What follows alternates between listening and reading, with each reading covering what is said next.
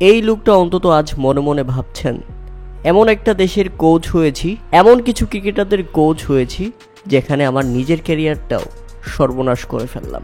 বাংলাদেশকে 109 রানের মধ্যেই অল আউট করে দিয়ে আফগানিস্তানের তারকা লেগ স্পিনার রশিদ খানের এই চক মারাটা দেখেছেন? যারা দেখেন নাই তাদের জন্য ভালো হয়েছে। বাংলাদেশকে এই এক চক মেরে তিনি কি পরিমাণ লজ্জা দিয়েছেন, কি পরিমাণ অপমান করেছেন, সেটা আর বলার অপেক্ষা রাখে না। অবশ্যই এই লজ্জা, এই অপমান সহ্য করতে হবে বাংলাদেশকে, কারণ তারা তো পারফরমেন্সে পারছে না। ব্যাক টু ব্যাক ওয়ানডে ম্যাচে হেরে আফগানিস্তানের বিপক্ষে সিরিজ হারল বাংলাদেশ। আফগানিস্তান জিতে নিয়েছে 81 রানের বড় ব্যবধানে, শুধুমাত্র 190 রানের টার্গেট দিয়ে, যেখানে বাংলাদেশ অল আউট হয়ে গেছে 109 রানের মধ্যে। 28 ওভার ব্যাটিং করতে পেরেছে তারা। মানে কি একটা অবস্থা!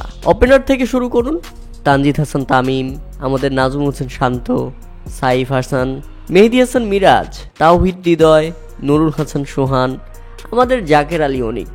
সত্যি মানে আজকে কি বলবো এদেরকে নিয়ে, আমার বলার ভাষা নেই। প্রিয় দর্শক, আপনাদের যদি বলার কিছু থাকে তাহলে অবশ্যই কমেন্ট করে জানাবেন।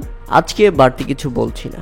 টি-20তে যারা রশিদ খানের 4 ওভার খেলার যোগ্যতা রাখে না, তারা ওয়ানডেতে রশিদ খানের 10 ওভার কিভাবে খেলবে?